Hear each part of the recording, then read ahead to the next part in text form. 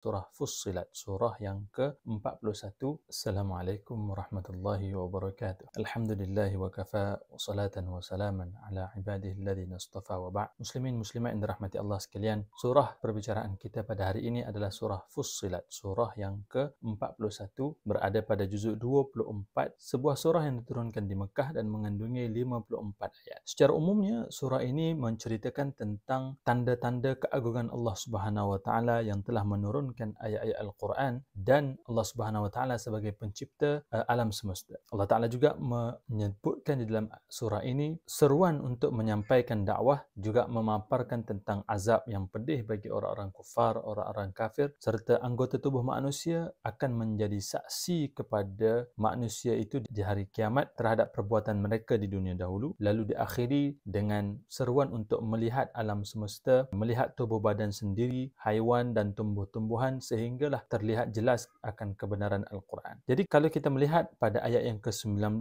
daripada surah ini, Allah Subhanahu wa taala mengatakan, hatta idza ma ja'uha syahida 'alaihim sam'uhum wa absaruhum wa juluduhum bima kanu ya'malun. Pada hari kiamat, Allah Subhanahu wa taala akan mengumpulkan orang-orang munafik, orang-orang kafir, musuh-musuh Allah Subhanahu wa taala ke neraka Jahannam, dan semuanya mereka ini akan dibawa, dihadapkan di hadapan malaikat Zabaniyah, Malik Zabaniyah yang menjaga neraka, daripada awal mereka sehingga akhir mereka. Seawal-awal orang jahat sehinggalah akhir orang jahat yang akan masuk neraka itu dibawa ke hadapan ataupun dibawa oleh malaikat Malik Zabaniyah. Dan sekiranya mereka nak lari, mereka tidak mampu untuk lari daripada neraka ini. Lalu dibawa mereka kepada neraka untuk dihisapkan, untuk diperhitungkan apa yang mereka lakukan di dunia dahulu, dan pendengaran mereka, penglihatan mereka dan kulit-kulit mereka itu akan menjadi saksi terhadap apa yang mereka telah lakukan di dunia dahulu daripada perkara-perkara kufur dan juga perkara-perkara maksiat. Lalu orang kafir ini pun berkata kepada kulit mereka, lima syahidtum alaina, kenapakah kamu bersaksi kepada kami, ke atas kami, bima kunna na'mal fid dunya, terhadap apa yang kita buat, yang kita kan buat sama-sama dulu di atas dunia, kenapa kamu sekarang ni bersaksi ke atas aku? Lalu katanya kulit kepada mereka itu, kepada tuannya itu, Allah Subhanahu wa taala yang maha membuatkan setiap sesuatu itu bercakap, telah membenarkan kami ataupun menjadikan kami bercakap, mendakwa kamu pada hari ini. Dan Allah Subhanahu wa taala lah yang mencipta kita semua pada awal dahulu ketika mana kita berada di dunia, dan kepada dialah kita semua akan kembali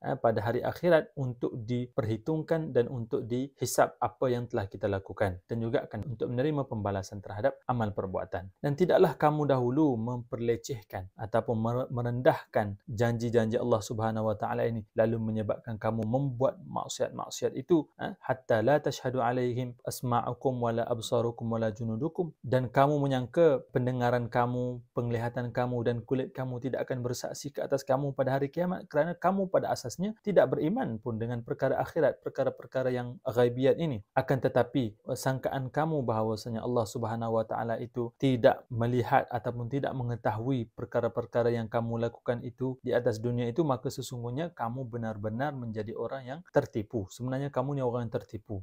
Zon kamu, sangkaan buruk kamu terhadap Allah Subhanahu wa taala itulah yang sebenarnya yang mencelakakan kamu, yang menyebabkan kamu menjadi celaka pada hari ini. Fa asbahtum lalu menyebabkan kamu menjadi orang yang sangat rugi di dunia dan juga di akhirat. Sekiranya mereka, orang-orang yang telah dipersaksikan ke atas mereka, telah didakwa ke atas mereka pendengaran mereka, penglihatan mereka dan kulit-kulit mereka, maka mereka ini semua menjadi ahli neraka. Maka nerakalah tempat yang sesuai, tempat yang sepadan dengan perbuatan mereka itu semua. Dan kalaupun mereka tidak ingin ataupun ingin lari daripada azab neraka itu, mereka tidak akan dapat lari daripada azab neraka itu. Dan pada hari ini, kalaupun kamu ingin meminta maaf daripada Allah Subhanahu wa taala dan ingin meminta ampun daripada Allah Subhanahu wa taala, pun kamu juga sekarang bukan lagi ahli ridha, ahli keampunan Allah Subhanahu wa taala, dan Allah Subhanahu wa taala telah siapkan bagi kamu neraka yang khalidina fiha, yang mana kamu akan kekal di dalamnya selama-lamanya. Dan Allah Subhanahu wa taala di dunia itu, Allah taala menyediakan bagi orang kafir itu qurana, ya, daripada syaitan, qurana minasyayatin, qarin daripada kalangan syaitan yang senantiasa bersahabat, yang senantiasa melazimi mereka di atas dunia, bersama dengan mereka, meniupkan,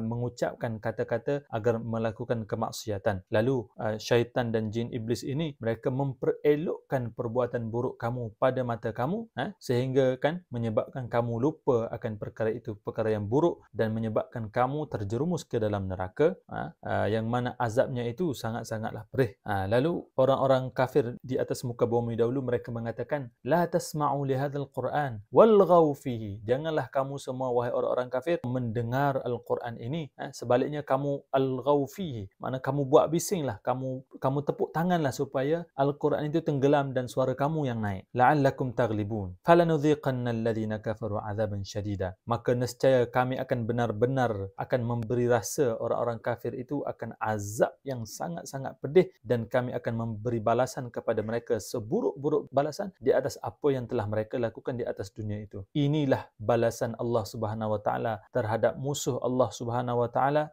iaitu neraka Jahannam. Dan bagi mereka itu ataupun kehidupan mereka di dalam neraka itu adalah kekal abadi sebagai balasan terhadap apa yang mereka lakukan di atas muka bumi dulu, daripada pengingkaran mereka, kedegilan mereka, dia tidak mahu mendengar perintah Allah Subhanahu wa taala dan juga pesanan para nabi alaihi wassalatu wassalam. Lalu orang-orang kafir pada hari ini, pada waktu itu di dalam neraka, mereka mengatakan, Rabbana arinal ladzaini adallana minal jinni wal insi naj'alhuma tahta aqdamina liyakuna minal asfali. Di dalam neraka orang kafir mengatakan, wahai Tuhan, tunjukkanlah kepada kami orang yang telah menyesatkan kami, orang yang telah menggalakkan kami untuk terjerumus ke dalam neraka ini daripada kalangan jin dan daripada kalangan manusia, supaya kami letakkan, kami pijak mereka ini supaya mereka menjadi orang-orang yang rendah. Jadi pada hari itu mereka akan saling salah menyalahkan di antara satu sama lain. Muslimin muslimat yang dirahmati Allah sekalian, walaupun ayat ini diturunkan kepada orang-orang kufar ataupun ini menunjukkan balasan kepada orang kafir, ini juga menjadi satu ibrah, satu pengajaran kepada kita, di mana setiap daripada anggota tubuh badan kita ini akan menjadi saksi terhadap apa yang kita lakukan di atas muka bumi ini. Baik perkara tersebut perkara yang baik maupun perkara yang buruk. Kalau perkara yang baik, dia akan menjadi saksi penolong kepada kita. Tapi kalau perkara yang kita lakukan itu perkara yang buruk, maka dia akan menjadi pendakwa raya. Dia akan menjadi saksi utama, mengatakan bahawasanya benar wahai Tuhanku, si fulan ini telah melakukan maksiat bagian-bagian. Maka